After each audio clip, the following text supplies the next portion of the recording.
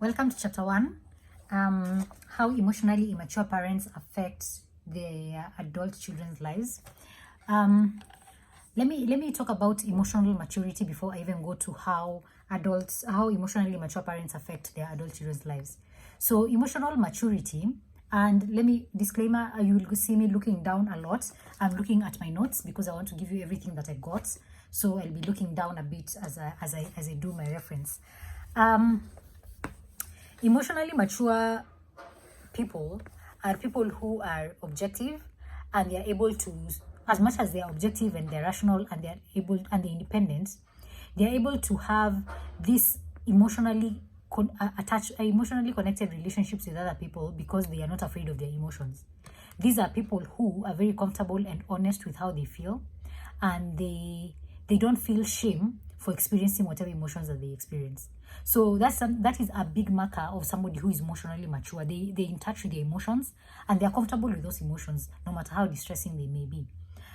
These are people who also adapt to reality very quickly, and they are able to acknowledge their weaknesses when they find themselves in a place where they are not standing out or winning. They are not the superstar. They are very comfortable with those things because for them, the emotions are not a source of shame. The emotions are a source of strength, and so they have no problem with their emotions. Emotionally mature people are people who are well developed in their sense of identity. These are people who know themselves outside of their relationships with other people. So you'll find that these people do not define who they are based on what other people think they are, or based on the relationships they have with other people. So if you meet this person, they have a good sense of identity. They know who themselves are, Those are emotionally mature people. Another thing about emotionally mature people is that they are able to control their emotions, especially negative emotions like anger and things like that. They have a way of controlling the emotions that does not hurt them. They can limit their reactions. They know how to sit with the emotions, feel them, and then respond rationally after experiencing the emotions. These people are also very easy to connect with because they enjoy opening up to you, telling you about themselves, letting themselves be seen, being vulnerable with you. And they're also very interested in hearing your story, in hearing about you, knowing who you are, seeing you. And so you'll find that these people are very, I don't want to say offended, but they can tell when you're holding back the emotional connection. So they can feel when you're holding back, and they will sometimes confront you. They'll be like, I am sensing that you're holding back every time we are together. When we speak, when we share, it feels like I'm the one who's always opening up, but you're never opening up to me. So these are people who can easily identify when people are holding back, but they're also very interested in sharing themselves, being open, and hearing also about you and experiencing you. They want to know you. So those are signs of emotionally mature people. So how do emotionally mature parents affect their adult children? There are many ways, of course, and this begins with the fact that emotional loneliness is something that you can experience when there's no emotional intimacy in your relationships. So if you are in a relationship with someone, whether your parent, your sibling, your significant, any kind of significant other, your partner, and they do not engage in emotional intimacy with you, then you're going to start feeling emotionally lonely. And that emotional loneliness, the problem with emotional loneliness is that it threatens our sense of security and belonging. So if you know about Abraham Maslow's hierarchy of needs, you know that it's a triangle like this, and then there's needs at the bottom, which are physiological needs, and then you have needs for security, needs for belonging, needs for self-esteem, and then self-actualization. So the need for security and need for belonging is threatened when there's no emotional intimacy. When people do not connect you on an emotional level, you feel that you do not belong, and you feel isolated, and you feel that you're not securely attached in this relationship with this person because they do not emotionally connect with you.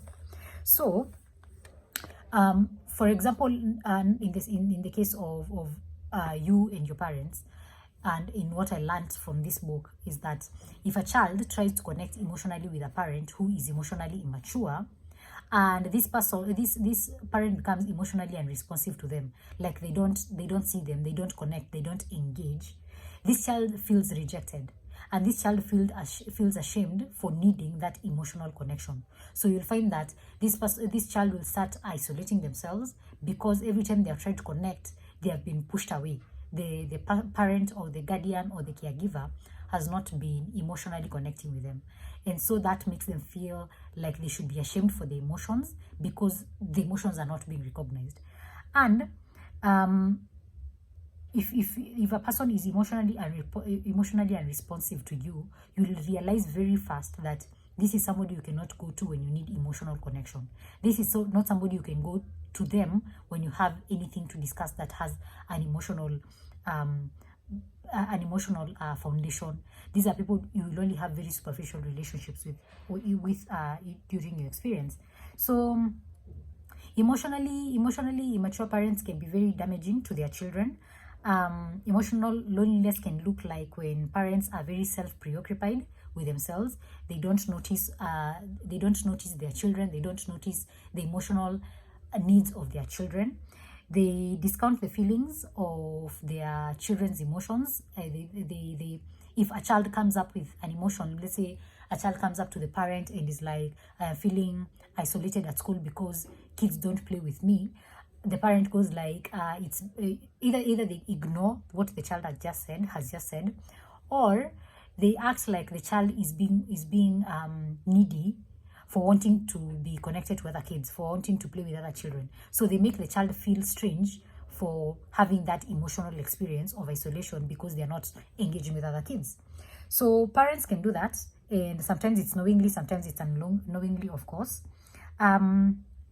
Emotionally immature parents fear emotional intimacy because they are not in touch with their own emotions. So they don't know how to interact with a child when the child brings up emotional needs, because for them, they are afraid of their own emotions. They do not have a connection with themselves. They don't know if they can't handle, for example, let's say it's anger. If a parent can't handle anger in themselves, how will they be able to handle anger with their child? You get? So it becomes really difficult for a parent who is emotionally immature to connect with their child on an emotional level, because they are not in touch with their own emotions. So that is something that you should be aware of. Entitled parents make their children feel if you have entitled parents who feel that it is your duty to take care of them at whatever cost, and especially if these parents are emotionally immature, it can leave you feeling abandoned, and it can leave you feeling trapped and burdened into taking care of them. So here's a parent whom you've never emotionally connected with. You're not emotionally invested in that relationship. But then, because of culture, because of the expectations that the society has over you about taking care of your parents when they are older, when they are in need, you feel like you're trapped to this person who you do not have an emotional connection with. And that can leave you feeling very depleted. It can leave you feeling very empty, because you're thinking, this person is not an emotional anchor to me. This is not somebody I feel connected to. But then I have to take care of them because society expects me to take care of them. That can leave you feeling very depleted.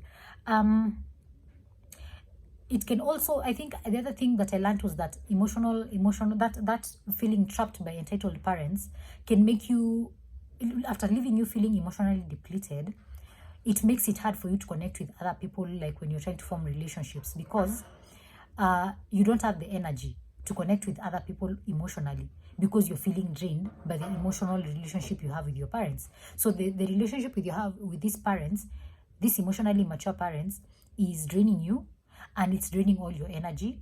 And so you don't have the energy to invest in other key relationships in your life, because the relationship you have with your parents is draining you. So it's important for you to look out for when interactions with your parents who are emotionally immature are draining you, so that you can put a limit to them, and then you can invest your energy in relationships that are mutually benefiting, relationships that make you feel well and taken care of, at the same time as you take care of the other person and feel emotionally connected to them. There's a part of the book that said how children cope with emotional loneliness, and so I realized that some of these things that people do in adulthood are rooted in these childhood coping mechanisms. So, for example, you find that children of emotionally immature parents, will be putting other people's needs first in front of their own needs, because they feel that if I put this person's needs before mine, this person will be able to engage with me. I will not look needy. I will not look like I'm being abandoned. And so this person at some point will see me for who I am and will eventually want to connect with me. Of course, that does not happen. If you keep putting yourself at the back, if you keep putting other people's need in front of yours, you'll become resentful, you'll become angry, and you'll become depleted. So that is a characteristic that you should look out for. If it's something that you do, maybe this is the time to explore and see if it's because you are working on a relationship with an emotionally immature parent. Emotionally immature parents will leave their children with a coping mechanism such as trading their authenticity for acceptance, because they put away their emotional needs and display this extreme independence so that their parents can start accepting them, because they don't become needy children. In their own eyes, they think, if I act in a particular way, my parent is going to see me. If I act in a particular way that makes my parent happy, my parent will start seeing me as a human being and will want to connect with me eventually. And that does not happen. So that is the other thing, where you find yourself trading your authenticity, who you really are, so that you can be accepted. So you'll find yourself putting up an act, pretending to be somebody you're not, pretending to like things you don't like, pretending to experience emotions you're not experiencing, just for the sake of being accepted. You can, as I said, you will find that people who have been in families where they had to deal with emotionally mature parents will become extremely independent and self-sufficient. They don't ask for help. They believe that if they don't ask for help, then they will not be a burden, and so they will be accepted because they are not a burden, of which we all know everybody has problems. Nobody is 100% independent. You have to depend on other people because you're a human being. You will hear children who have been brought up by emotionally mature parents being told that they have matured very fast for their age. They are like an old soul.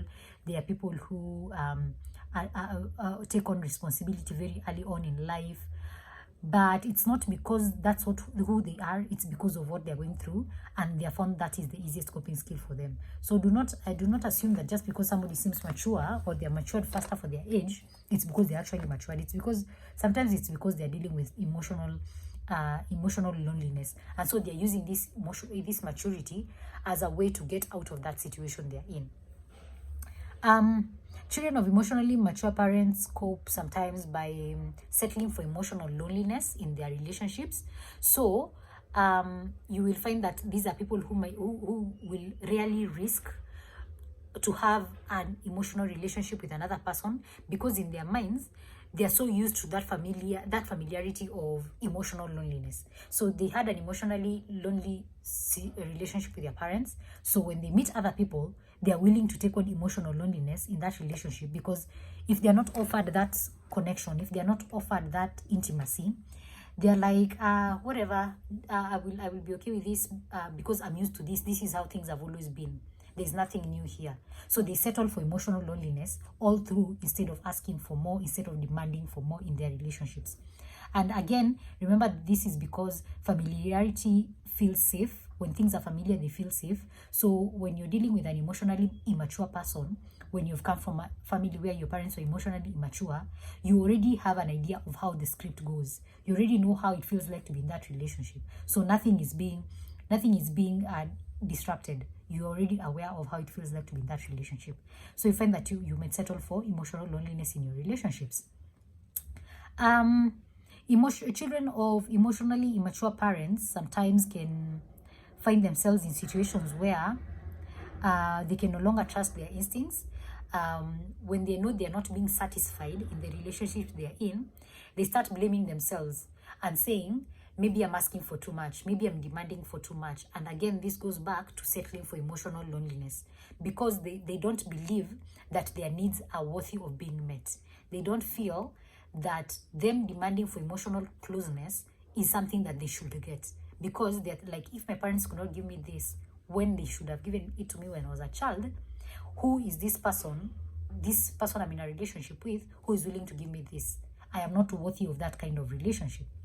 So yeah, that's something that you should look out for. If you no longer trust your own instincts, if you no longer you're second guessing yourself all the time, especially when you're demanding for emotional closeness, because you think that because you're used to emotional loneliness, that should be the norm, then that is something to look out for. Last but definitely not least, you'll find that children of emotionally immature parents will sometimes lack self-confidence, and they will feel like they are a bother, so they hold back themselves, and they doubt their own capacity to be loved. They doubt their lovability. Again, this ties to everything that I've just said. They are the people who will accept emotional loneliness in their relationships because they doubt that they are capable, they are worthy of love. So if you think you're unworthy of love, then it will be very difficult for you to demand love. If you think you are unworthy of emotional closeness, it will be very difficult for you to demand emotional closeness.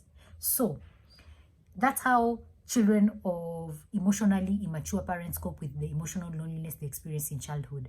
And so if these sound like things that you have experienced in your life, then maybe this is a good time to look into whether in your family you were brought up by parents who were emotionally immature. Of course, you will only know if your parents were emotionally immature if you stick around for the second part, which is recognizing the emotionally immature parent. How will you know if your parents were emotionally immature when they were bringing you up? So thank you for listening to part 1, and see you in part 2.